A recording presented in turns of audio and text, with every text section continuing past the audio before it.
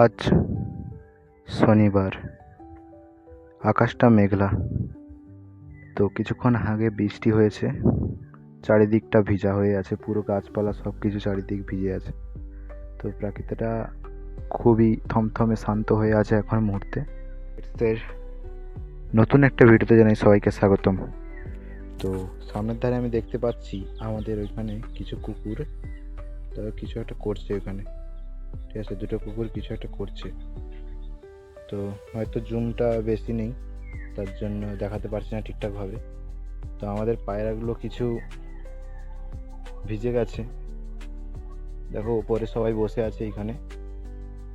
এই হলো, এখানে আমাদের সিরাজিটাকে আমি স্নান করানোর জন্য বাইরে ছেড়ে দিয়েছিলাম যখন বৃষ্টি হচ্ছিল। তো ও এখানে গিয়ে ঢুকে গিয়েছিল, ভেজেনি ঠিকঠাকভাবে। এবং এখানে আছে আমাদের গিরিবাজের নর ময়ূরটা, যেটা আমি এনেছিলাম আমাদের রতনপুর থেকে। তো সেইটা এখানে বসে আছে, খুবই সুন্দর একটা কোয়ালিটির পায়রা। তো এরা সবাই খাবে হয়তো, তো খেতে দেব। তো চলো এদেরকে খেতে দিয়ে দেওয়া যাক। তো হালকা করে খেতে দিয়ে দেব।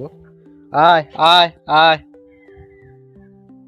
আয় আয় আয় আয় আয় আয় আয় আয় আয়, চলো চলো বেবিগুলোকে বের করে নিই হাত থেকে।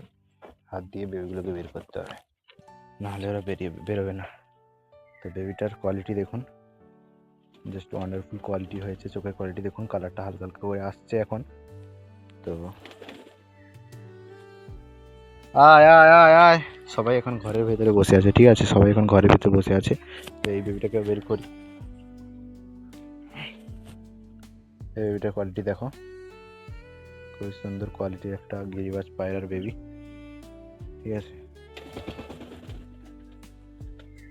এরা এখন উঠতে শিখে গেছে ভালোভাবে। ঠিক আছে, তো আজকের আমাদের মুরগি বাচ্চাগুলোকে আমি উপরে নিয়ে এসেছি।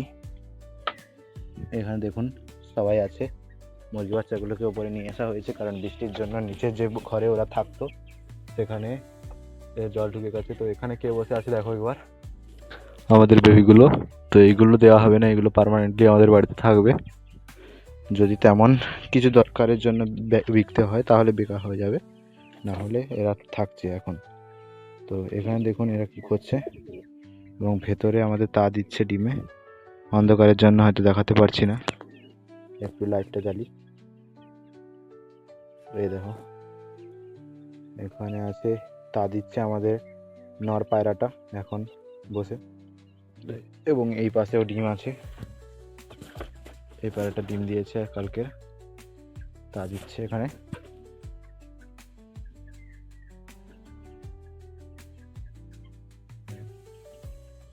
তো একটা আশ্চর্যজনক জিনিস হয়ে গেছে, আশ্চর্যতম। তো আমাদের আগে যে পায়রাটা জোর ছাড়া আমাদের ডিম পেড়েছিল, তো সেই পায়রাটা এখন আবার ডিম পেড়েছে। হাই, কি ব্যাপার?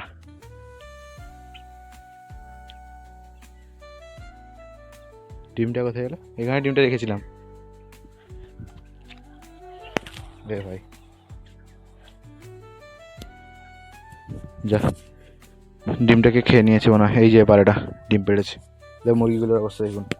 পায়রাকে খাবার দিয়ে দিয়েছি, তারা এসে খাচ্ছে। চল চল চল চল চল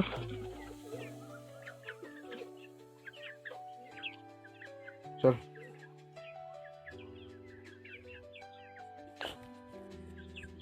চল চল চল চল ঘরে ঘরে।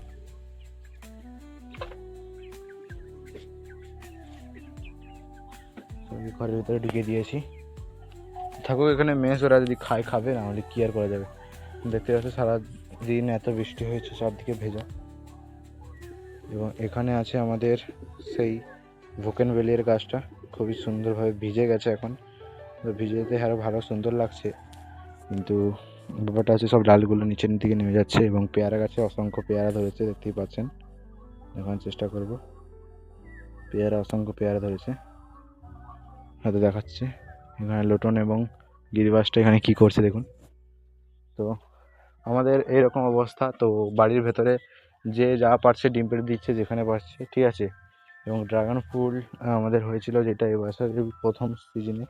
তো তার যে ফলটা এইখানে দেখুন, খুবই সুন্দর একটা ফল পাকেনি এখনও। তো কাঠ পিঁমড়া এখানে দেখুন কি হচ্ছে, আমাদের যেগুলোকে কাঠ পিঁমড়া বলে, এই পিঁমড়াগুলো কামড়ালে খুবই লাগে,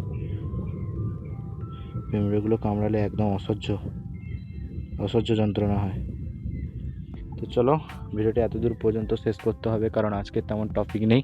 এবং এই তিনজন দেখো একের ব্যাচের, মানে একই সিজনের, মানে একই সাথে হয়েছে এরা, ঠিক আছে, পুরো মানে বয়স একই, তিনটে পায়রা। এবং আর একটা ওইদিকে আছে, এবং এখানে ড্র্যাগন ফ্রুটের গাছটায় আরও ফল হবে, তুলসী গাছ আছে, ওই পাশে আমাদের ঘৃতকুমারী গাছ আছে, ছাদ বাগানে এইরকম গাছগুলো আছে কয়টি। এবং এই পাশে পেঁপে গাছগুলো সব সারিবদ্ধ আছে, ওই পাশে চাষ করা হয়েছে আমাদের পালং গাছ এবং ঢেঁড়স, অনেক কিছু দেওয়া আছে। তো ভিডিওটি এতদূর পর্যন্ত ভালো লাগলে লাইক করবেন, সাবস্ক্রাইব করবেন এবং পাশে থাকবেন। তো চলুন, ভিডিওটি এতদূর পর্যন্ত।